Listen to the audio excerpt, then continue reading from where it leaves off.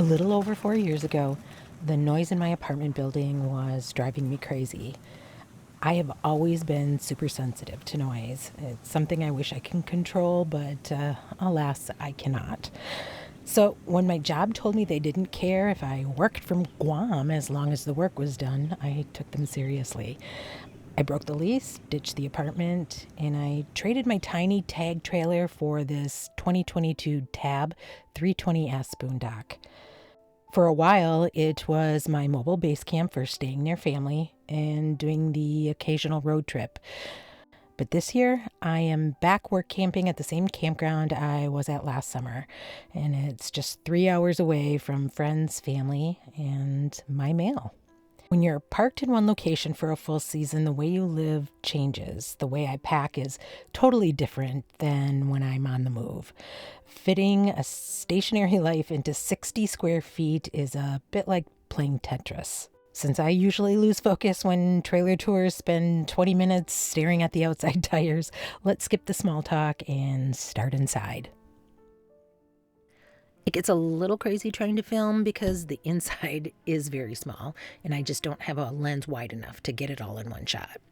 But in this tiny kitchen, there is an isotherm fridge, a 2-burner propane stove, sink, and cabinet space for kitchen items and food storage.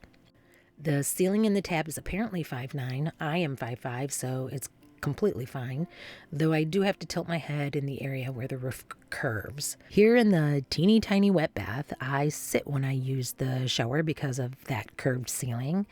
And I never use the sink in this bathroom for washing or brushing my teeth, but I use it for storage instead. Tabs have something called an Aldi heating system that gives incredible hot water for dishes and showers.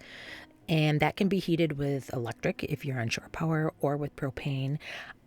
I tend to use propane even when I'm connected to shore power because it just seems to heat much quicker.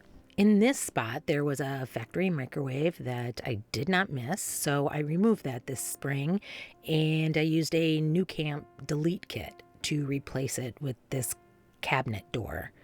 The install was a tedious ordeal of blind securing corner brackets, and it is far from perfect, as you can see from the gap right here, but now it holds all of my health and beauty items.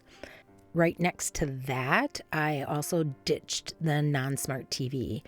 I built a custom frame and attached it to the factory TV swing arm for a nice lighted makeup mirror I already had on hand, which I promptly dropped and shattered right at the finish line. So behold, a cheap locker mirror held on with Velcro inside that frame.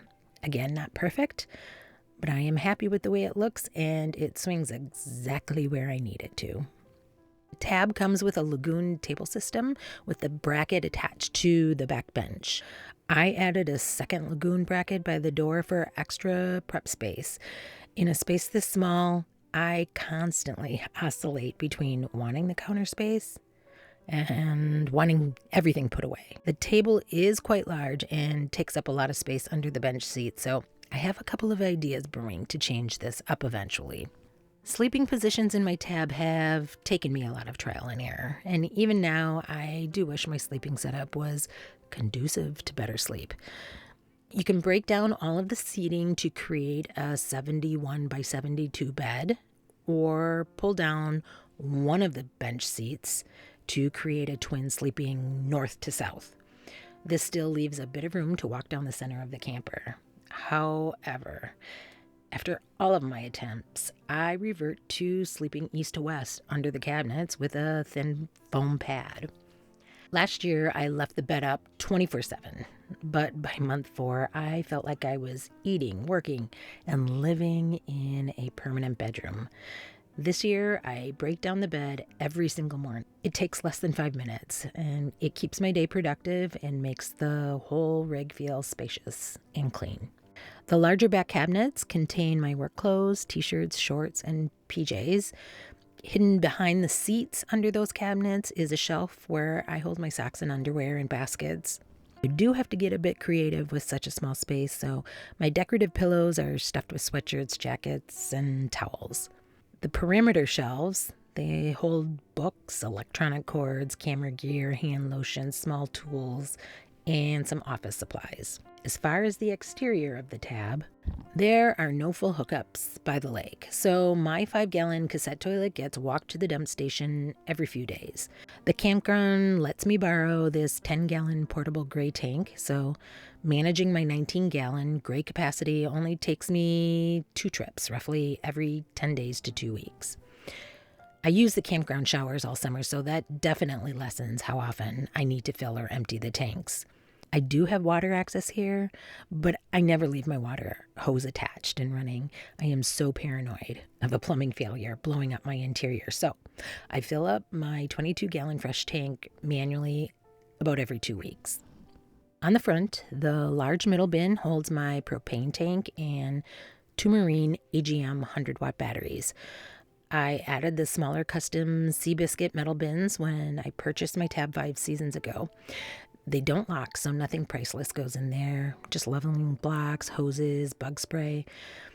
On the back, I decided to add a sewer hose carrier last summer, but drilling into the frame made me super nervous. So enter heavy-duty zip ties.